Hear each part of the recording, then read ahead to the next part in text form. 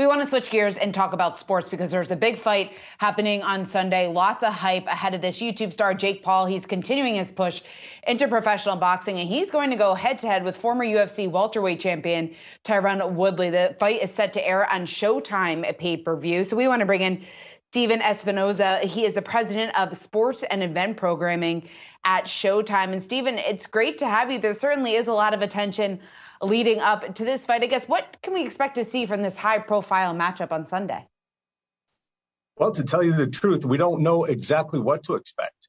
Jake is relatively young in his boxing career. He has a tremendous fan base. If you aggregate all his social media accounts, over 60 million people follow him on a regular basis. And he's brought that audience into boxing. So this is probably, the most highly anticipated, highly visible fourth pro fight of any pro fighter in a career. He's just 4 fights in, and he's still developing his skills. He's got a very tough opponent in a long-time elite combat sports veteran across the ring. And I think this is just the start of a really interesting journey for Jake Paul.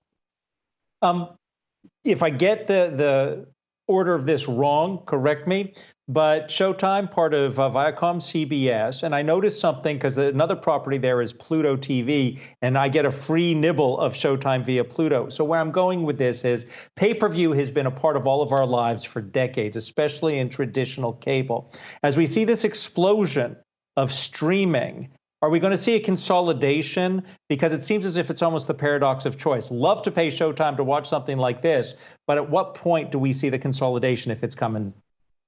Look, it's the same across media as all other industries. I mean, you have to prove your value to the consumer. And premium television is no exception.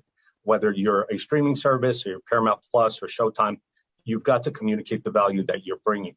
And as for the company as a whole, for Viacom CBS, there's a tiered approach. Everything from, as you say, the free to watch Pluto TV is entirely free, all the way through CBS, through cable, premium subscription and streaming in Showtime and Paramount Plus.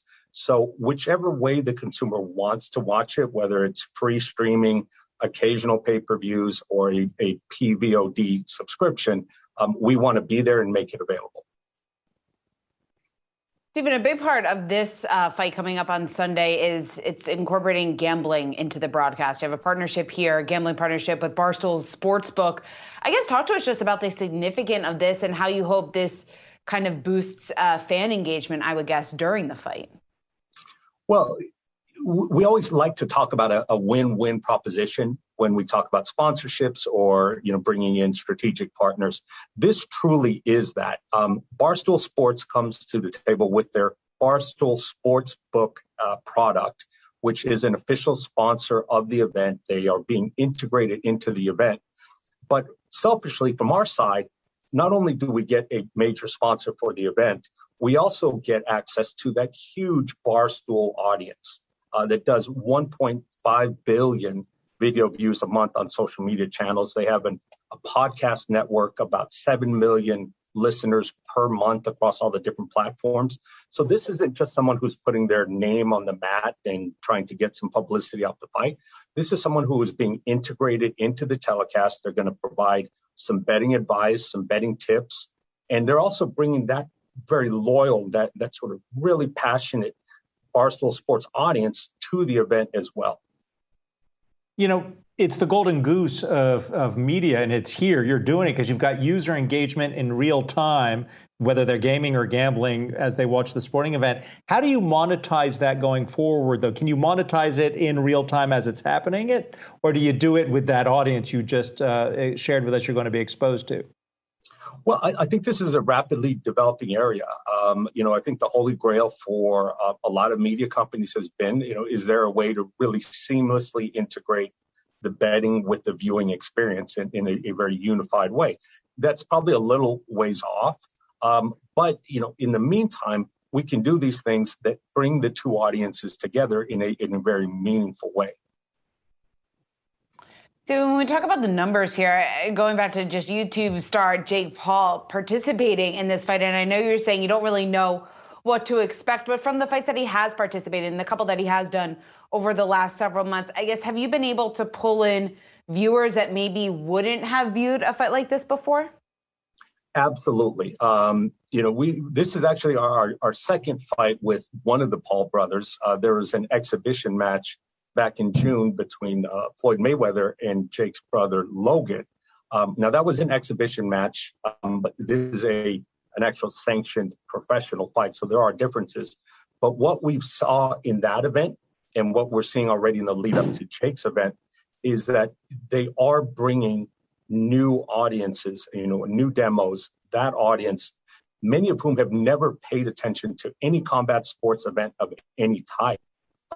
And they're bringing those not only to the pay-per-view, but they're bringing it to Showtime Boxing and to, by extension, Showtime and Viacom CBS.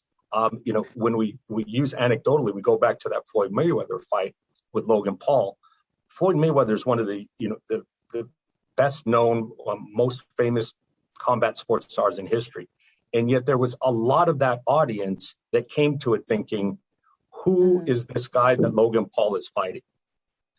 Because they are distinct audiences. We've got, Jake Paul, who does on YouTube alone about 7 billion video views a month.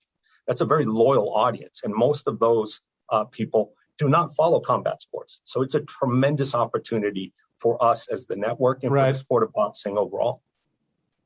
Stephen Espinoza, we have to leave it there, but I think a lot of people are looking forward to the fight in just a couple of days on Sunday. President of Sports and Event Programming at Showtime, thanks so much for taking the time to join us.